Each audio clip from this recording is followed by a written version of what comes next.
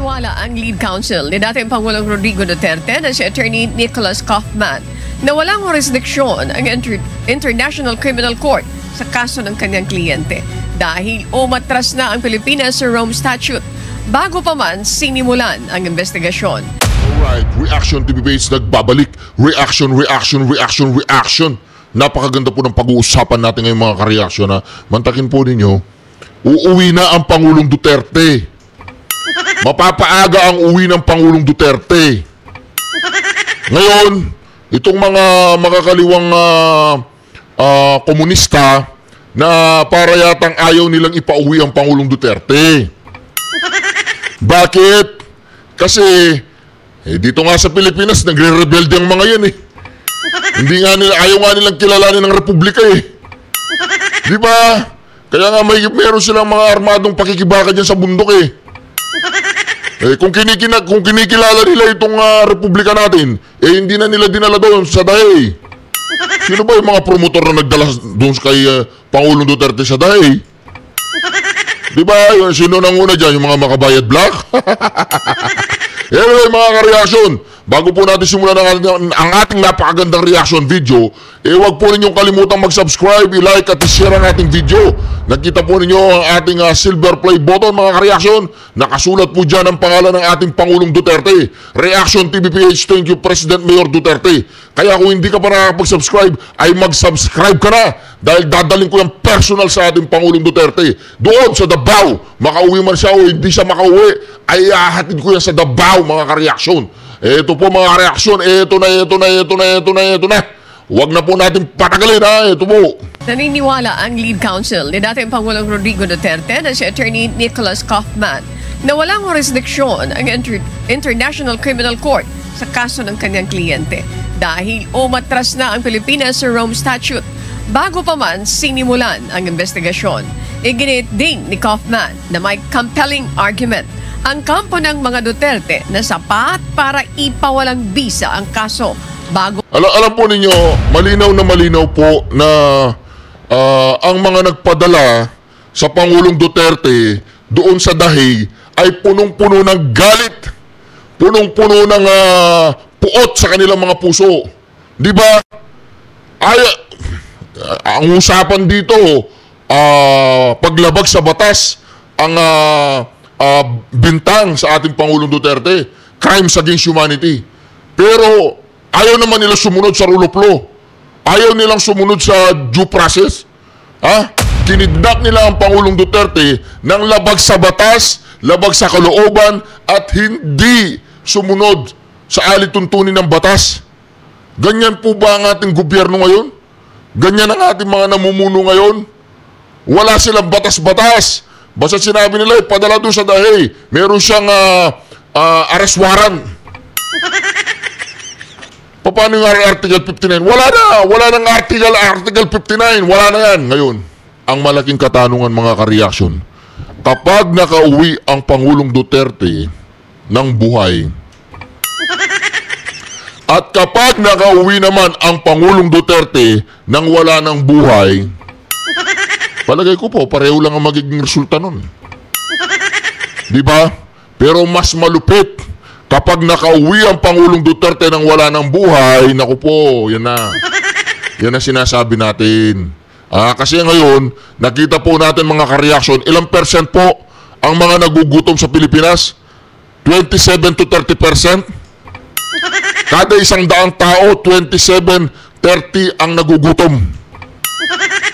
Di ba? Tapos nagyayabang sila ngayon. Wala namang masama sa pagtulong doon sa Myanmar. Wala namang masama sa pagtulong doon sa Thailand. Kailangan natin tulungan ng ating mga kapitbahay. Pero dito mismo sa iyong bayan, maraming nagugutom. Wala pang ang lindol, marami nang nagugutom. Wala pang ang bagyo, marami nang nagugutom. Naku po. Di ba? Magpakabayani ka muna dito sa bayan mo. Ngayon, kapag nakauwi ang Pangulong Duterte ng maaga-aga, di hallelujah. Di ba? Ngayon pa nga lang hindi pa siya nakakauwi, hindi na makapunta yung mga alyansa sa mga lugar na alam nila na mabubulyawan sila. Kaya nga yung alyansa, mga ka-reaction, kung saan na lang yung mga lugar ng mga senador na yan, dyan na lang sila nakakapangampanya. Subukan nilang pumunta ng Mindanao. Alyansa, layas kayo. Alyansa, layas kayo. Yun. Subukan nilang pumunta ng Visayas kahit nga dito sa Luzon eh. Namimili na ng lugar ang mga alyansa. Kasi alam po ninyo mga ka-reaction, didiretsahin ko po kayo, yung mga PDP laban senatorials, umaangat na po, nagiging aware na po, ginalit ninyo ang taong bayan eh. Ginalit ninyo ang taong bayan. O tuloy po natin ang balita ha. Napakagandang balita po nito. Kasi pag ang nagsasalita ay lawyer, doon sa dahig ay maniwala tayo. Ngayon kung ang mga nagsasalita, mga komunistang lawyer natin dito sa Pilipinas, walang rule of law ang mga animal na yan. Ayaw nila ng rule of law. Di ba hindi nga nila maaresto eh yung mga nagwelgang nakapula eh. Anniversary daw nila eh. Di ba? Umikot-ikot pa sila. Hindi ba inciting to sedition yun? Di ba? Ngayon, pag nag-protesta ang mga pro-Duterte, antimano, bantay sarado, inciting to sedition. Napanood ko nga mga ka-reaction eh. Yung mga pinas lang ng mga kapgo, yung nasa Facebook, mag-comment nga po sa comment section sino yung mga nakapanood. Walang yan na yan. Buhay pa, yung mga NPA, iniwan lang ang mga kapwa Pilipino nila, nakaandusay doon sa mga daan. May buhay pa, hindi man sila nag-effort na dali sa ospital. Pero kapag NPA ang naparil at buhay pa, ay dadali sa ospital yan. Yung pinakamalayo. O ito po. Naniniwala ang lead counsel ni dating Pangulong Rodrigo Duterte na si Attorney Nicholas Kaufman na walang jurisdiksyon ang International Criminal Court sa kaso ng kanyang kliyente dahil umatras na ang Pilipinas sa Rome Statute bago pa man sinimulan ang investigasyon. Iginit din ni Kaufman na may compelling argument ang kampo ng mga Duterte na sapat para ipawalang bisa ang kaso bago pa man umabot sa paglilitis. Naniniwala din siyang papanigan sila ng hukom sa pre-trial hearing sa September 23. Binatikos naman ni Kaufman ang pagkakaaresto at mabilis na paglipat kay Duterte sa The Hague, the Netherlands. O diba? Binatikos eh. Mali nga. Kahit sabihin pa natin na guilty yung isang tao, pag mali, mate-technical ka dyan sa korte. Diba? Gigil na gigil kayo parusahan ng Pangulong Duterte. Gigil na gigil ang mga Dilawan, sina De Lima, sina Trillanes, at gigil na gigil din itong mga kung sino-sinong mga litratong hinahawakan nila. Di ba? Hindi naman pala biktima ng war on drugs. Tinawag niya ang isang kidnapping at extrajudicial rendition dahil hindi ito dinala sa isang hukom sa Pilipinas bago ipadala sa Netherlands.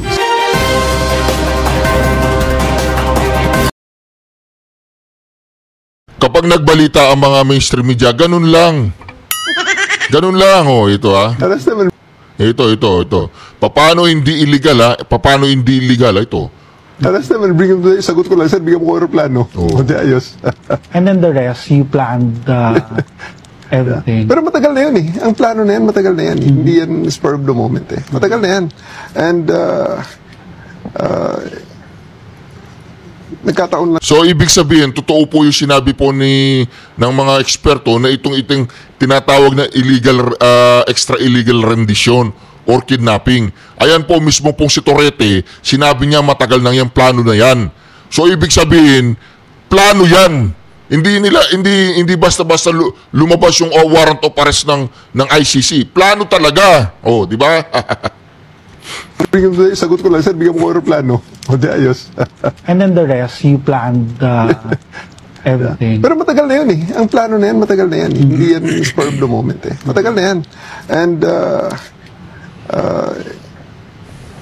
nagkataon lang na talagang yun, the opportunity arose na paglabas ng warrant, tamang-tama naman na sa Hong Kong siya. Pagdating ko, actually, may mga plano na hindi ko malaman kung kailan sila nagsimula noon. Pero, nung binigay sa akin ng mission, I really told them that let me succeed and fail on my plans. Kung succeed ako, on my plans. Pag mag-fail ako, on my plans also. Para wala naman ako sisisihing iba. So, kumbaga may...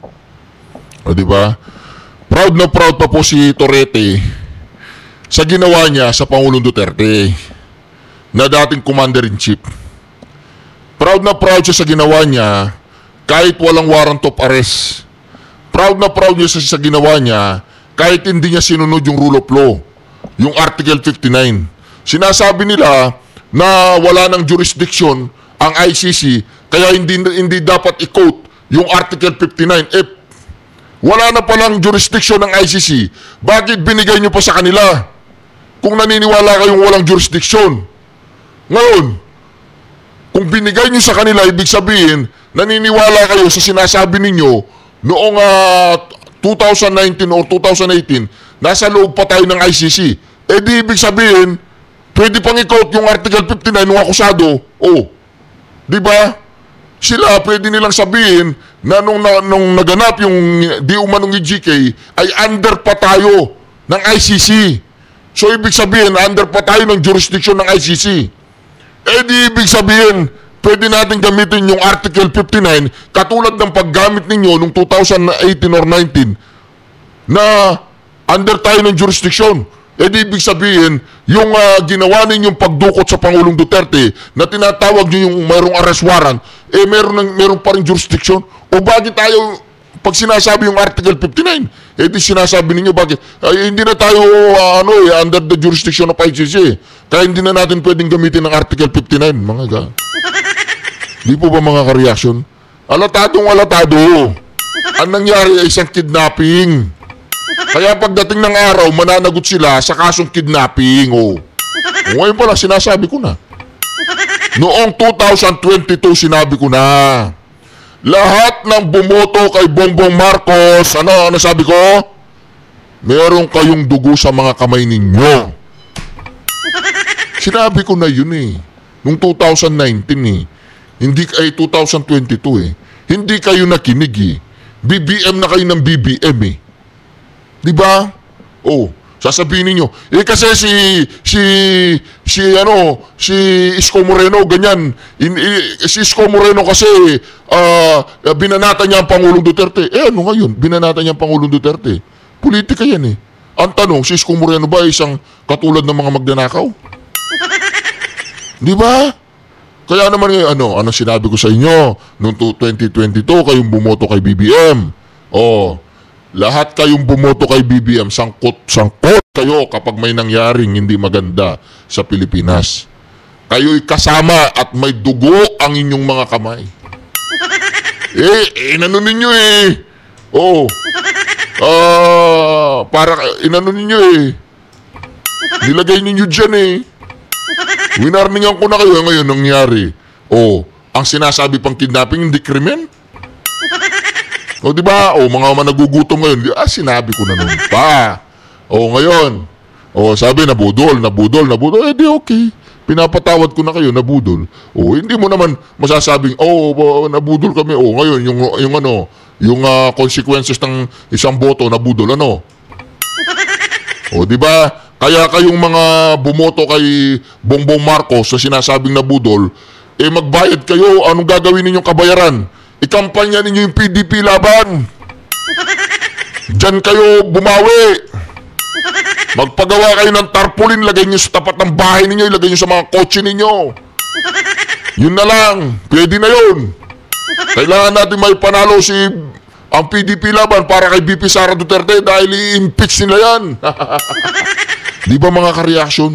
Kaya sinasabi ko na sa inyo to Ang gagawin ninyo para makabayad kayo dyan sa pagkakamali ninyo sa pagboto kay Bongbong Marcos, ayan, ikampanya ninyo yan. Yun ay mga nasa taas ko yan nakikita nyo na 10, ikampanya nyo yan. Huwag nyo sasabihin straight vote, hindi. Sa mga kapitbahay ninyo, sa mga kaibigan ninyo, sa mga bigyan nyo sila ng listahan, personal message sila, PM nyo sila. Lahat ng kaibigan ninyo, i-PM nyo na ngayon. Ilagay niyo, ipadala niyo na yung mga listahan ng 10 na yan. Huwag kayong aasa-asa sa social media, huwag kayong aasa-asa sa straight vote na yan. I-PM nyo lahat ng kaibigan ninyo sa 10 senador na yan. Sabi, bakit 10 lang? Yung 2, bahala ka na, sinong gusto mo. Pero dapat, wag mo nang dagdagan, sabihin nyo sa kanila, wag nyo nang dagdagan yung 10. Makakadagdag pa sa kalaban yun eh. Di ba mga ka-reaction? Kaya sinasabi ko dito, anong solusyon ang ginawa ninyong problema ngayon? Ha? Para maibalik natin ang gobyerno sa mga tao. Anong solusyon? I-PM nyo lahat ng kaibigan ninyo dyan sa mga 10 senadoriables na yan nasa uluan ko.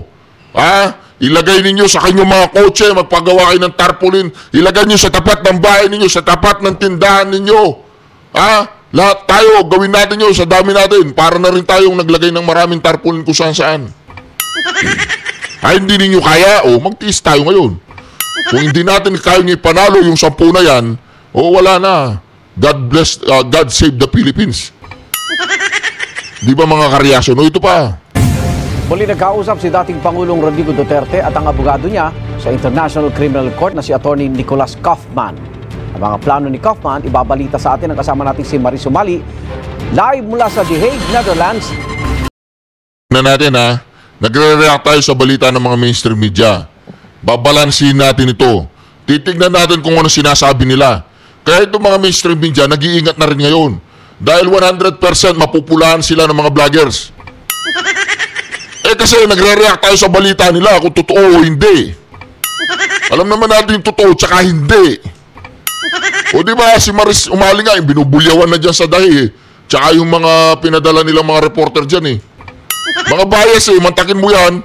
Iinsultuhin ni Maris Umali yung si Bingbong Idol Medialdea. O di ba may sakit na? Ayun yung matanda. O di ba? Maris Umali, tatanda ka din. Tandaan mo yan. Muli nagkausap si dating Pangulong Rodrigo Duterte at ang abogado niya sa International Criminal Court na si Attorney Nicholas Kaufman.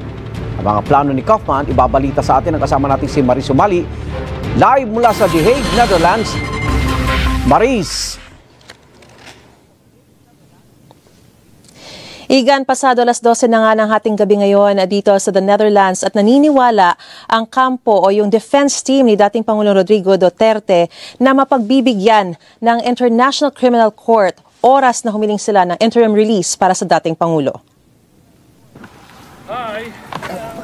Binigyang diin ng lead counsel na si Attorney Nicholas Kaufman na karapatan ni dating Pangulong Rodrigo Duterte na mapalaya habang iniimbestigahan pa ang kaso. Hindi naman daw kasi siya magiging banta kahit mapalaya muna. The first of which is the risk of flight. The second of which is the risk of interference of witnesses with the evidence, and a third of which is the risk of continuing crimes. None of those factors exist in the present situation, so there is a right for Mr. Duterte to be released.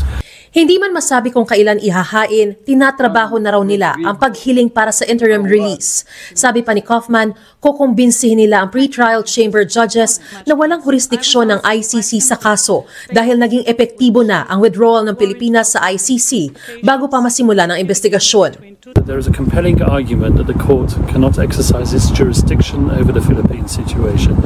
That is a live issue. It's an issue which has been through the Philippines courts. It's an issue that's been through the ICC as well. It is a compelling argument. It's an argument that the defense will raise. This is something that has been argued over the last number of years. Sinisika pa naming kunan ng pahayagang prosekusyon kaugnay nito, pero dati na nilang iginiit na pasok pa rin ito sa jurisdiksyon ng ICC.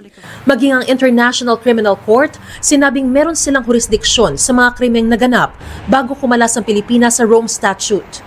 So the court's jurisprudence has. Di ba? Pera yan eh. Maris Sumali, pera yan. Siyempre sasabihin ng ICC meron silang jurisdiction. Paano yung pondo? Di ba? Tsaka mga ka-reaction na lang po ba ninyo na masyadong maliit ang tingin ng mga puti sa mga Pilipino sa ibang bansa? Di ba? Kaya itong si Kaufman na lang ang sakalam. Umaasa na lang tayo sa expertise ni Kaufman. O di ba? Kasi si Kaufman ang may alam ng mga pasikot-sikot dyan sa ICC. Kaya tama ang ginawa ni VP Sara Duterte na ginawa niyang mga lawyer, yung mga eksperto dyan sa ICC. It's already indicated that the ICC retains jurisdiction even after the withdrawal of a state, but only for the crimes that are allegedly were committed during the period when the state was a state party to the ICC Rome Statute. A withdrawal does not affect these obligations and this jurisdiction of the ICC. Ayon sa depensa, kung kakatigan ng mga hukom, hindi na raw magkakaroon ng confirmation of charges hearing sa Setyembre. Ngayong araw lang uli nakadalaw sa kulungan si Kaufman. Aniya, sumailalim siya sa operasyon pero maayos na raw at kaya niyang depensahan ng dating Pangulo. Matagal na raw kilala ni Kaufman ang makakatunggali sa korte na si ICC Prosecutor Karim Khan, na dati na niyang pinuri bilang isang mahusay na abogado. Kaya nang matanong kung magiging matindi ba ang kanilang tapatan sa korte, lawyer just like you. And if you know how we all work and how the law works, we are impartial. We are officers of the court. My duty is to do my absolute best for Mr. Duterte, and I hopefully will ensure his acquittal. Mr. Khan's duty is to ensure that justice is done, and I trust that he will do that. nagpapasalamat naman si Duterte sa mga sumusuporta sa kanya, kasabay ng pakiusap na wag nang makialam sa kaso. There was a huge outpouring of support and love both in the Philippines and here in the Netherlands, and that has touched him. He's been made aware of it and he's very grateful for that. The family want to make it clear, and he endorses this, that there should be no interference of the judicial process. The politics is one issue.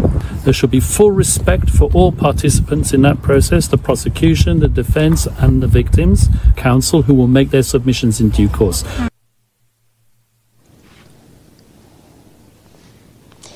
Igan, bagamat in high spirits, sinabi sa atin ni Attorney Kaufman na nahihirapan pa rin daw si dating Pangulong Rodrigo Duterte na makapag-adjust sa loob ng ICC detention facility, lalo't 80 taong gulang na ito at may iniinda pa ang mga medical issues. Napansin ko lang si Maris Umali, parang bumait. Parang sa haba-haba niyang nabuhay dito sa mundong ito, doon lang siya nakaranas ng talagang binarubal siya ng mga tao dahil sa pagiging bias. Oy, Gretchen Ho, may ED yun sa dulo, bias edo. Gretchen Ho, narinig mo ako? Bias. Pati yung spelling tsaka talagang binabanatan ng mainstream media ang mga tao. Dahil napapaya na yung mga mainstream media kapag sila ay kinastigo ng mga tao at pinakinggan ang kanilang balita at hindi tama, tinatama natin. Di ba, may karapatan tayo. Freedom of speech yan, di ba? Matatawag mo ba akong fake news kung nakikinig lang ako ng balita? Di ba, natatawag mo ba ako ng fake news kung nagre-react lang ako sa mga sinasabi ng mga to? Di ba mga ka-reaction? Kaya sama-sama tayong mag-react sa mga ginagawa nila. O tingnan mo si Maris Umalio, parang bumait, parang natanggal yung mga sungay niya. Pakitanggal po yung sungay sa record. In aid of the legislation, wala naman pala siya sungay. Hindi yun, metaphor, metaphor. Di ba? Yung sungay mo tanggalin mo yung sungay mo, o tignan mo, lumit yung sungay niya. Hindi naman literal na sungay. yung tinatawag nilang karakter. Characterization. O di ba? O di ba bumait na si Maris Umali, nagkaroon ng siyang pakpak, tsaka yung halo dito sa taas ng kanyang ulo. Tuloy-tuloy mo lang yan, Maris Umali, pero ayaw ko po talaga yung lasa ng Goldilocks. Hindi ko alam. Kasi may nagpagawa nung birthday ng Pangulong Duterte, ayaw nilang sulat yung pangalan ng Pangulong Duterte. So ibig sabihin hindi masarap ang Goldilocks. Araw-arawin po natin yung Goldilocks, ha? Anyway, mga ka-reaction, kasi ganyan yan eh. Kasi kayo, kapag kayo ay tinatawag na dinidiscriminate ninyo yung mga kapwa ninyo sa Pilipinas, na yung pangalan lang ng Pangulong Duterte ayaw nyo ipasulat, talagang hindi na ako bibili. Ang daming bilihan naman ng mga tinapay, tsaka bilihan ng cake, di ba? Ba't bibili pa ako doon sa mga ayaw sa Pangulong Duterte? Di ba mga ka-reaction? Ayaw nyo sa Pangulong Duterte o ayaw din namin sa inyo? Igan, mauna ka sa mga balita, mag-subscribe na sa Igan, kumusta na si Balabagan? Wala stick ka, Arnold Clavio. Inabuso na sa ibang bansa, binanatan mo pa. Di ba? O hindi ba? Hindi mo binuntis? Di ba? Kung tingnan mo si Igan, para siyang napakagandang ehemplo. Di ba? Ang Pangulong Duterte siya, dalawa yung asawa ko, may sakit yung isa. Pero hindi ko sila pinabayaan, alam ng lahat. Walang sikreto. Itong si Igan, Sara Balabagan, binalagbag ni Igan. Pasintabi po kay Madam Sara Balabagan, ha. Nire-respeto po namin kayo at minamahal po namin kayo. Pero hindi po namin kayo minahal katulad ng ginawa ni Igan. Okay, Igan, ha? Ilan ba yung Sara Balabagan na binanatan mo sa buhay mo? Tanong lang, Igan. Huwag kang magmalinis, Igan, ha? Alam mo naman, Igan, nangangamoy.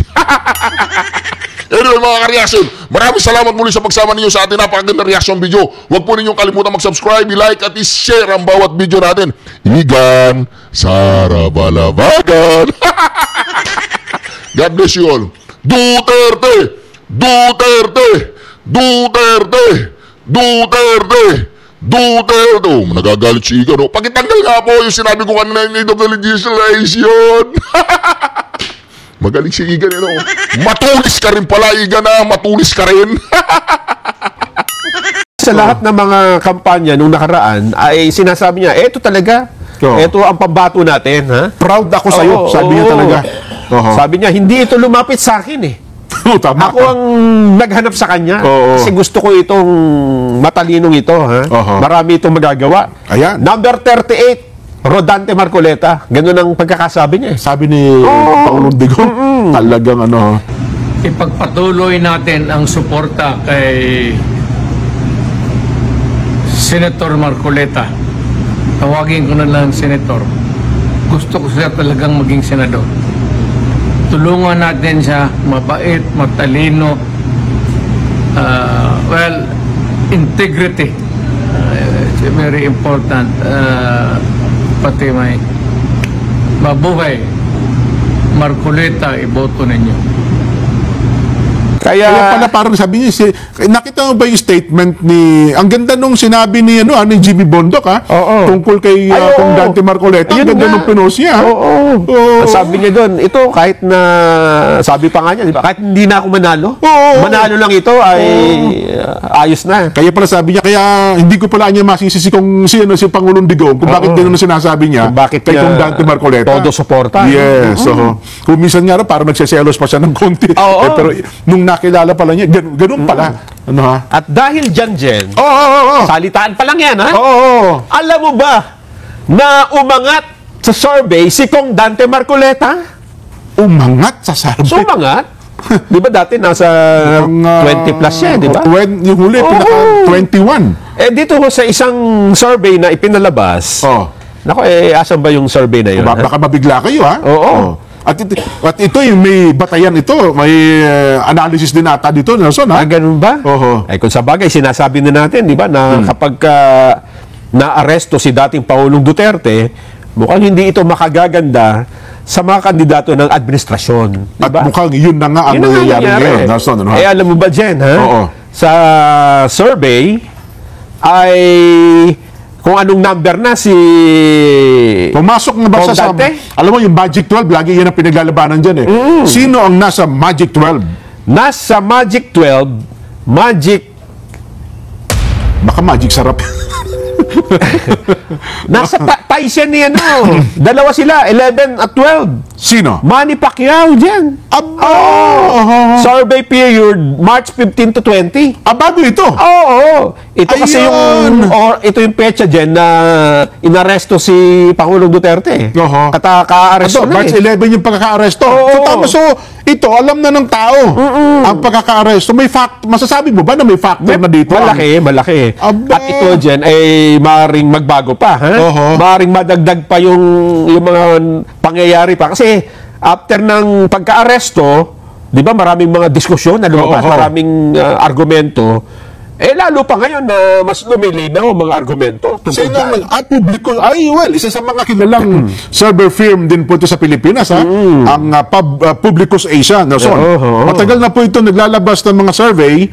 Pero dito, Nelson, ha, medyo, dito talaga makikita mo, si Kuya BG pa rin ang number 1, ha? Pero yung lagi niyang kadikit sa 1, Erwin Tulfo, dito 6 and 7 na. Ang gusto ko sanang ipaliwanag dito, papaanong yung Bam Aquino, tsaka yung Pangilinan, pumasok sa top 5, Nelson, eh. Ano naging factor? Masasabi ba natin na sila nakinabang din sa Digong arrest? Diba? Ayun nga, hindi natin masabi diba? pa. Oo, kaya nga sana doon sa mga gumawa ng survey nito, sana ano yung triggering factor, ano? Gaya niyan, ano? Mantakin mo kung Dante Marcoleta sa mga survey firm na malalaki ay 21, 22. Dito, ito masasabi natin, 180 degrees. Di ba? Ang inikot niya, paakyat. Ayun nga. Di ba? Ngayon po, pumasok na sa 11 to 12, meron pa tayong 40 days.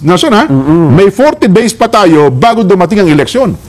Para mo nakikinikinita kung pagpasok ng Abril niyan, kalagitnaan ng Abril, kasi sinasabi nila lagi, di ba, yung Magic 6, yung 1 to 6, medyo stable na raw yun, hindi na ganong kinakaba-kaba. Pero dito, biglang nagbago.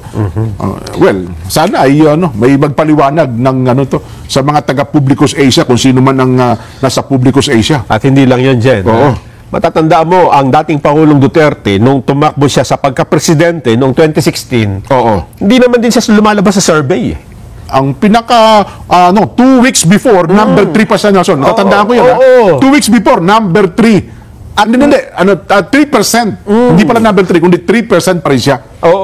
At siya ay umangat lang nung lumabas na yung mga debate, di ba? Yes. Napanood ng mga tao yung mga debate.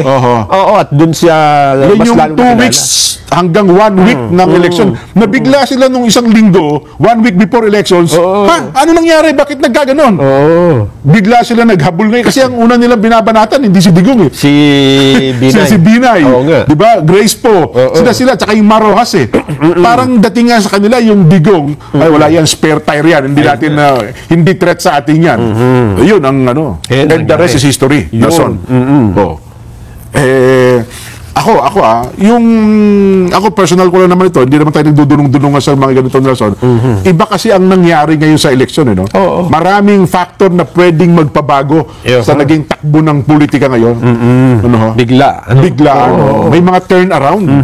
Di ba?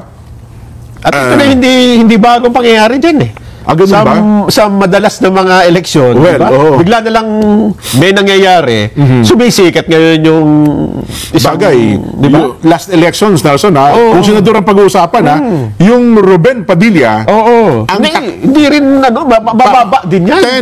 10. Ang pinakamataas niya ata, 7 pa last elections, number 1 Yes. Diba? Ang ginawa lang ni Ruben Padilla, nagsuklay lang ng bigot. Diba? Kaya hindi rin natin mapagbabatayan dyan yung mga survey. Kahit na sabi mo pa na ito, matagal na nagsasurvey, pero wala pa nga ako nakitang tumama Totoo. Diba? Yung Tulpo, ina-expect nilang, yung Rafi Tulpo, ina-expect nila number 1 kasi sa lahat ng survey that time, number 1 yung Rafi Tulpo. Laglag Pero after elections, ano ba siya? Number 3, number 4. Ganun ang nangyari. Yun po ang ngayon, may issue pa. Diba? Ito ang magpapaiba ng takbo ng yung political landscape natin. Kaya nga sana magkaroon tayo ng ng makapanayam na marunong tayo, kasi hindi ako, personally, Nelson, hindi ako marunong bumasa ng numbers kung ang pag-uusapan ay survey. Meron kasi mga tao na marunong sa numero Ang isa lang lagi ko natatandaan yan, pag naabot mo na yung peak, Nelson, sa kalagitnaan ng kampanya ito, 45 days before, naabot mo na yung peak, doon ka nervyusin. Kasi yung peak na yon, pag naabot mo na, ang tendency nun, pababa ka na, pasubsub ka na. Diba? Kaysa doon ka sa nanggagaling ka sa ibaba, na umakit ka ang trend mo pataas. Ibig sabihin nun yung awareness mo. Yung trajectory mo pataas. Yung parang viral. Parang virus na unti-unti kumakalat. Isa naman, nagsimula ka na mataas, unti-unti na babawasan. Kasi kapag kami umaangat, ikaw yung nasa taas, ikaw ang apektado, babatakin ka pababa hihilahin ka niyan, totoo. Kaya yun nga po, kaya ngayon, ang sa mga panahon ito, kung masasabi mong ikaw na yung number 1, kabahan ka, kasi pagka naabot mo na yung peak na yan, at pagtutulong-tulungan ka nung 11 nasa baba mo, ang tendency yan, bumaba ka. At yun namang mga unti-unti tumataas, sabi ko, may marurunong bumasa niyan na mga numero, abangan natin, meron pang 42 days. Nelson, At saka yung sidhi ng kampanya sa ground Ayan. Diba? Mukhang doon yun ang magiging advantage ni Kong Dante. Lalo ngayon, habang papainit ang eleksyon at itong simula na ang local campaign, ang problema ng alyansa, nabanggit na natin noong nakaraan, ay hindi na hindi ka makapasok doon sa Mindanao. Napakalaki ng bahagi ng Visayas ang hindi mo mapuntahan sapagkat ikaw ay identified sa ganito, sa ganyan. Ano ha? May factor po ito. Yes. Ano ha?